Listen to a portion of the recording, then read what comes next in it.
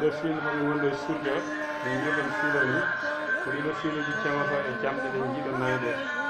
eyyi joni miɗo pewna ɗum ha feewa waɗan ɗo nan koye fiilo ni fiilo ni fiilo woni ɗo joɓani fiilo woni ɗo fiilo woni ɗo ɗo fof fiilo jeeya eyyi ni o yaari haw yaltoye boowal min jiiɗo ni so ɓoyima min jaaha ɗon ha dow antenne to min kolɗon directeur radio o noon nanɗo dari Alaji Ndiaye fike Sira Diallo moɗo haraleɓe kamɓe foof e ɓen ɗo dal haraleɓe Dakar FM e kuuɓal ok ha ɓoya tan min gartan inchallah eyyi ga ko studio Mbour e Gounass ɗo jewte mbatte ɗo eyyi koɗo woni studio Mbour e Gounass jewte goɗɗe pindinat lawoje kandal no famir nayi lawoje kandal woni studio Mbour e Gounass studio Mbour studio Mbour e Gounass jewte goɗɗe lawoje kandal jewte goɗɗe ayiɗe jewte goɗɗe ɗen ok pindinaji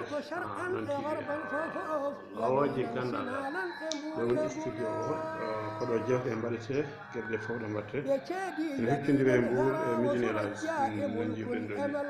mamin gaare moon ko ɓoyata inchallah équipement Dakar TV oɗo woni Didier Mbaye e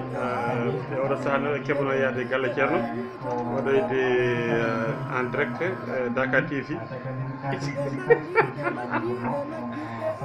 wona en direct wona en direct wona en direct e wadde ɓe jaaha Dakar TV ɓe jaaha waɗede arrêté pour fewnude Dakar TV ɓe mbawa ɗumen namneldude inchallahu taala eyyi oɗo ko caméraman o Oumar o wiyete Oumar Touré Oumar Touré woni caméraman o en jiimo kankone ko hen o jeeya omono hen omo caméra quoi eyyi oɗo ko Dakar FM yahanta oɗo woni Siraji Ahmed Cissé ƴettu micro ma o oɗo woni Siraji Ahmed Cissé kanko ko Dakar FM o yahanta ƴetta kabaruji o saaha ɓe gadda wawa yawtide e sakke Dakar FM eyyi o wi makkiɗo haade mo wi pour agde dictaphone eyyi mbaɗa préparé yaade galle ceerno ministére Sidiki Kaba e naata ɗo eyyi joni ko ɓoyata ko inchallahu taala ɓe jaada e directeur général so Allah hoolama ɗo jaaɓi eyyi minen nomin jekki golle ɗe nomin mbiɗon ni tan buuna antenne ɗo hannde en jeeyi golle ɗe gollata eyyi ɗum ɗo min jekki golle tan no hannirde inchallahu taala radio ngo kadi hannde ma labde kadi ha ɓuuran labdiranno inchallahu taala eyyi ɗiɗo ɗo fewno ɗi ko ɗiɗo ceŋete e dippolaji ɗi mbinoon ɗi inchallahu taala oɗo woni buuna antenne walla mbiya buuna waali eyyi korko jontaɗo eyyi majjirde haali mum noon ko almudo min mbi wona men beele kañum wona no wayi oɗo ko directeur walla mbiyen ko kañum woni mawɗo haralleɓe Siraji Diallo Pinal Dianggo e woɗa jewte makko woɗɗani wononɗa ha ba e cukalel lama juuɗe walla mbiya tengade Pulaar eyyi kamɓe tigui gondi ɗo ɓe jiwɗon ni min wi kono min jokka golle inchallahu taala e antenne aji ɗi kadi min kollonɓe joni joni eyyi on jiiɗe ko ɗo ko fiiloji ɗi ko ɗo fiiloji ɗi ko ɗo ceŋete inchallahu taala ɗo fiiloji ceŋete so Allah jaaɓi eyyi on jiiɗe on jii ko ɗo fiiloji ceŋete ɗeɗo jamɗe a faami ko less kañum wonata dow antenne to inchallahu taala ok joni de en gaddi hono ko wiyete dippelaji ɗi ko ɗo e antenne he en jii fiiloji ɗi nen eyyi ko ɗo antenne o woni nini en jiiɗon antenne o nini so Allah jaaɓi joni ɗi changé eyyi ayi ɗina gooni ko ɗi goni ɗo dow ɗiɗi jiyoton ɗo ɗiɗo nayyi ko ɗi jogori changé de joni goɗɗi mbatte hen inchallahu taala eyyi so waɗama ɗum tan kadi ma radio ngo ɓeydo towde ɓeydo woɗɗoyde saabu woodi woytoɓe mbiya natti nande radio ngo no hannirta ni eyyi joni inchallahu taala Alaji Bouna ma ar joni ngabba ha dow inchallahu taala eyyi min mbiyon tan ma on keɓa hen foof humpita lamgo so Allah lamɗo jaaɓi eyyi on jii ɗo noon ko dow étage ga ɗum woni eyyi ɗum ɗo kam ko wuuro ngo no jiiruɗon ni tan eyyi Médina Gounass machallah ok min garoy moon joni so Allah jaaɓi inchallahu taala ok ko ɗo woni Bouna Toksel eyyi maccuɗo haaju mum noon min mbiyatamo joni ko Bouna Toksel kanko addi kaɓorde Bounate eyyi ko ɗe ɗum ɗo woni ko bamborto joni noon bun toksel nen Alhaji Bouna o heɓima gadam wonde almudo makko o woni hono Bouna toksel ene ɓene mbaɗa programme ngabbugol ngol ni matériel o woni yarude eyyi ko antenne radio walla mbiyen télé Dakar FM way eyyi noon tigui e ɓen ɗo no jiiruɗen ni jiimo de mo hollamo no haɓɓirta ɗo haɓɓata ɗumɗonaji ɗi ha o wawa fodde eyyi mo haalanamo so haɓɓi après eti kadi oɗo fil kadi o fil par fil fil par fil portable makko sami eyyi portable o sami no hollamo no haɓɓirta ɗumendam to haɓɓata so haɓɓi ɗon on tuma o adda ɓoggol ngol o ɓa so addi ɓoggol ngol joni ma yi no waɗata tan hadema nawra tan wona nawa ɓoggol ngol eyyi o haɓɓi jiiɗen ni so haɓɓiri ni ha gasi on tuma wona e safde ɗumen noon fof ma en jissaɗo golɗe gona yarude gollimo ɗum ɗo koye tinni ndema tan joni kadi ma en ji kankone joni o fokkiti ngabbugol so fokkiti ngabbude joni ma on ji na woni ngabbi inchallahu taala ala bal amawnintu seren e fof ateddintu almuɓe jalta e ɗo jiiɗa ɓural hebloɗata e ngal ɗo ustiɗoga sikke jalta e Alhaji Bouna sababuji rabbani koye ɓesɗen ɓural nanto seren e ɓuur e Bouna barkeji mon yimɓe fof gandidi jiɗide nokkuje muur e Bouna waɗima goto o de waɗima hen goto mi ñaguima so yettima yo on ko ɗon wawata haadde on tuma wawa wonde wirtude eyyi on tuma o wawa kadi namdade goɗɗo so Allah jaaɓi ma on jiiɗi jiwɗon ni eyyi ɗum wona o yettima goto Alhaji Bouna nena safa omona safa affaire o eyyi ko ɗon mbaw safa oɗo ha ngabba on tuma wawa jippinde goɗɗo eyyi a yiide jiide ko ni tan affaire o yarata ni jiirɗon ni tan nena fooɗete goto goto ha gasa eyyi ni kañum foof wona fooɗe ɗum ayi ɓiloto seeɗa quoi voilà ɓoccitima yawti ni tan seeɗa seeɗa ni tan seeɗa seeɗa tan yarata ha yette joni noon ko dow derniére to o woni koto derniére to o woni nayaɓo o ko to on woni mona ɗo nayaɓo to ko toon o woni a yimo mona yimo de a ɗeɓata yiidemo nde on noon toyi joni ko toon o woni so yettima on tuma o wawa ɗum wistude o wawa seeɗa ɗumen nam ɗon ha seero o itta gonɗo toon o on tuma on ɗon jippo eyyi ko noon affaire o woni e yarude inchallah kenen tigui a yii de on jiimo Bouna ɗo woni ɗo mo jiftinira filoji ɗi a wawa serdude amplaji ɗiɗi gonɗi toon o kesso o e kiɗɗo o on tuma wawa jippinde kiɗɗo o on tuma kadi wawa jippude gollude kesso o ɓe jiiɗo ɓe jiiɓuɗi ɗi no foɗirta hen noon eyyi ɗo noon ko noon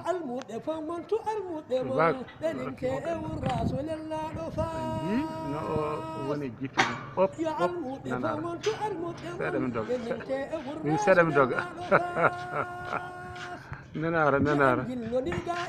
ari kay ndi yettima ndiɗo yettima ndiɗo yettima eyyi ndiɗo kañum jippima gasi yo en jillodire ga e dunja kala to okragonen feddelen laɗo fa maccuɗaji amen wawi ngabbude maccuɗaji mum wawi ngabbude goram joni min keeɓa ngabbono wantinaji Dakar FM joni heeɓa ngabbono wantinaji mi ngabbo wantinaji ne fewni hande laaji maccuɗo haaju muɗum kanko min gemmi jambaro to seren ɓe hoolaɓe ɓurɓe Bouna goɗɗo yeehi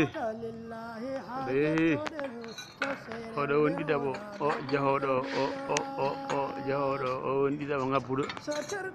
eyyi oɗo woni ɗiɗaɓo ngabbuɗo inde kesiɗi eyyi oɗo ngabbi kañum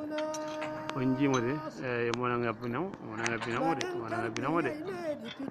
ha ko dow noon iwri o yawti goto wadde nan so tawi oɗo paari heddoto ko ɗiɗi eyyi so oɗo paari heddoto ko ɗiɗi eyyi ko noon oɗo saha so oɗo paari tan noon heddoto ko ɗiɗi inchallahu taala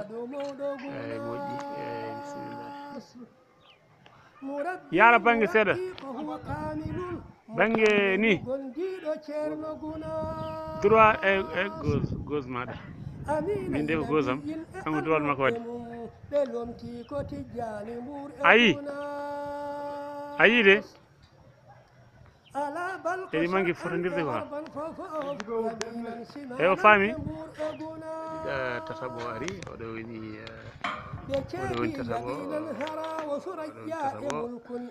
tataɓo ari ko on woni mo maccuɗaji mum nanguiɗo joni mo jiiɗon ɗo joni o eyyi ko joni so haɓɓitimo on tuma wawa loggude tataɓo jahowo on saaha o wawa nawde ɗumen faade to Bouna Bouna nen koɗo Bouna woni joni o ɓattitima joni ɗo ari 3e position eyyi ɗo so haɓɓama e ngol ko toon tigui fayi faade to kanko on woni mo ganduɗa ko Bouna eyyi eyyi Bouna Toksel nena haɓɓa bagage o eyyi woni antenne o no jiiɗon ɗo ni oɗo woni Bouna Toksel hande ko Bouna Toksel wiyete eyyi so en jiiɗi o wi yo naw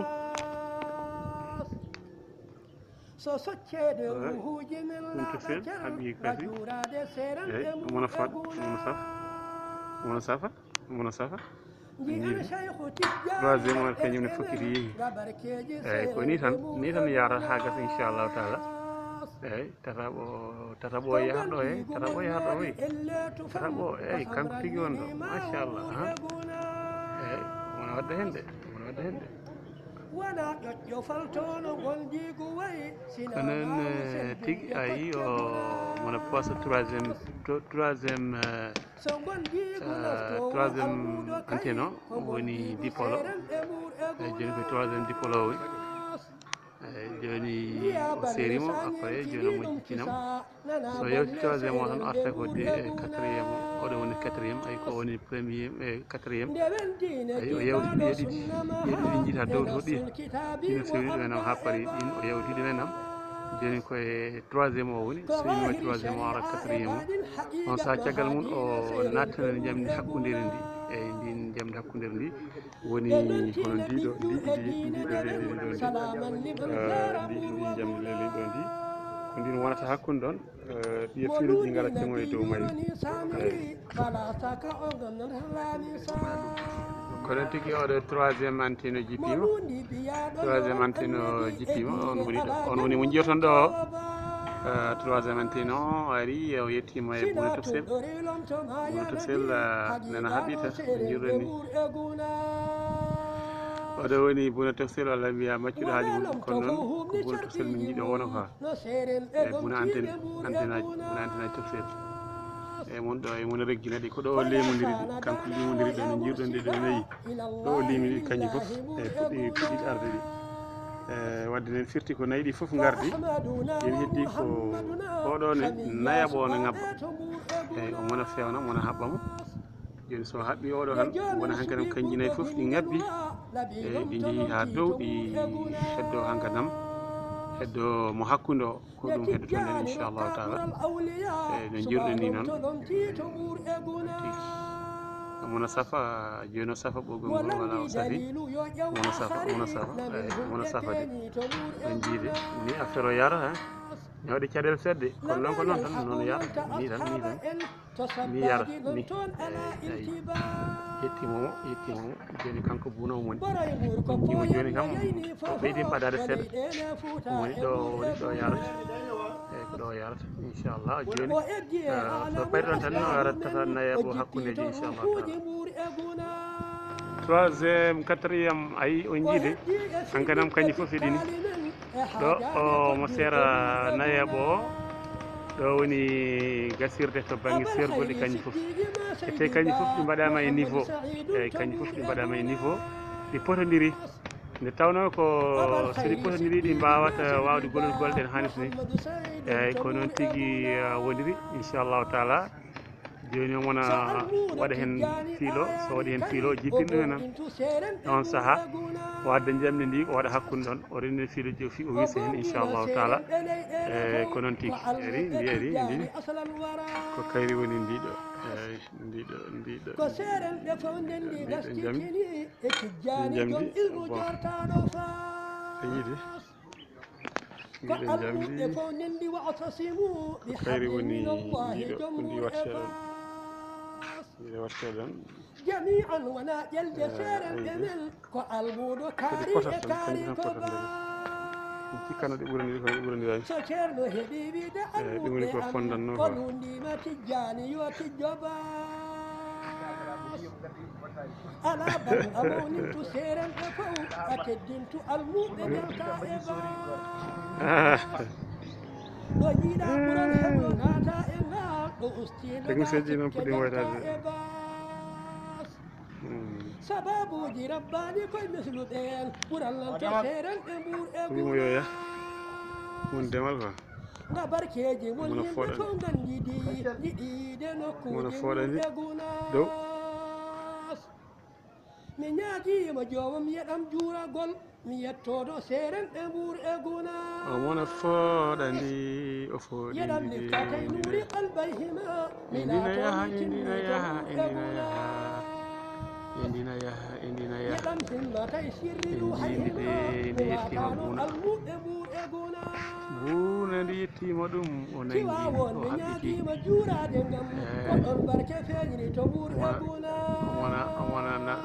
omona haɓɓitani joni so haɓɓiti ndi o nannadi lesɗon hono no ndi wonirno ni o feŋadi walla o wisani ha tiiɗi so wisani ha tiiɗi on tuma ko nden tigui o wawata sengde hen filoji ɗi o haɓɓa ɗum ha tiiɗa inchallahu taala eyyi joni ko ɗon heddi jarama jibbuna omona illoro seeɗa seeɗa omona teloro seeɗa seeɗa de gasa tawa hankkadam o gayni serde affaire o fewnu ɗumen noon omona jippito omona jippito e wadde firti ko o gasni dow to o gasni toon omona ara walla noon elle noon gasani mi gasa on ko ari ƴewde elle ɓoggol ngol addani ngol taw saabu ɓoggol makko ngol nan toon heddi wadde noon wonko ari ƴewde e omona ara noon en kumpitaki taw holko ari dow muɗum wari noon omona ara de omona ara de adda jibbuna omona ara o yettima de o jippitima less o jippima eyyi o jippima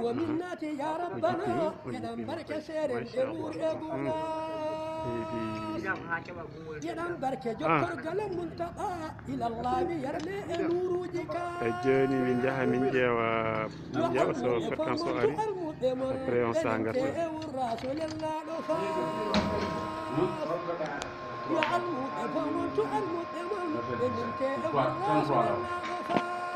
arti 5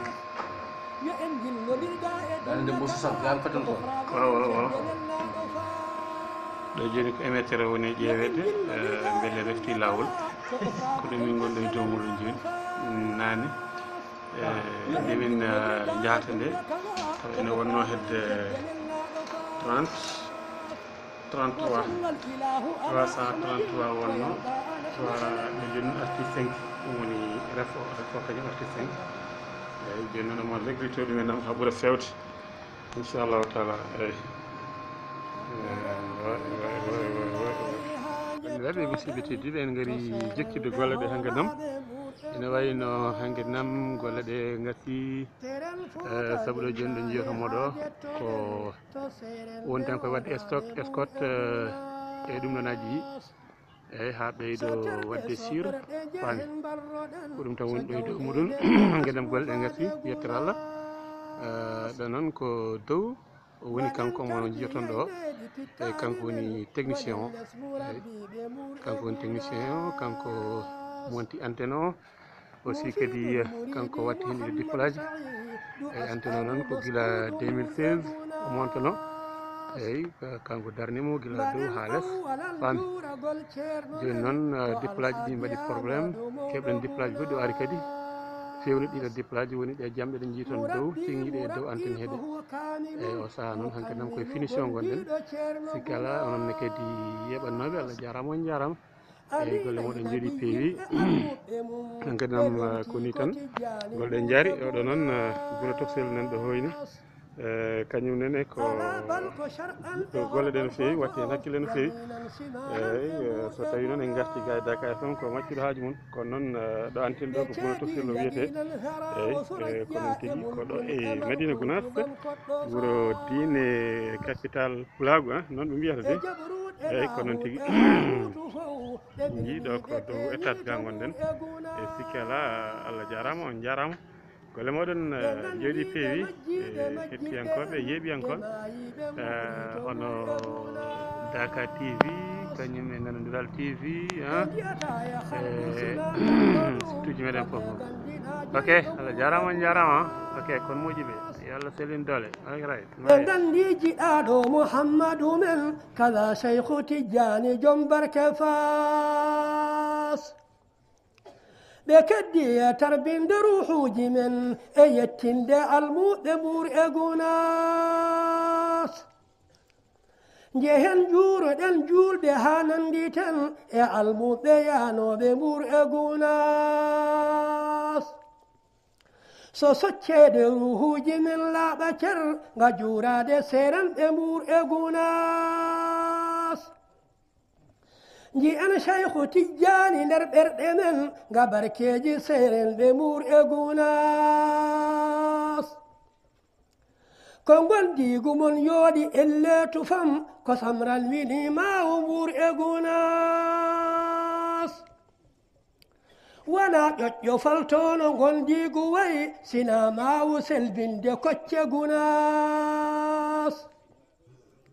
so gondigu naftowo almudo kay ko gondigu serenɓe ɓuur e Gounass jiya balle sa ñemtini ɗum kisa nana bolle serenɓe ɓuur e Gounass ndewen diine jibraɗo sunnamaha e nassul kitabi mo alda e bas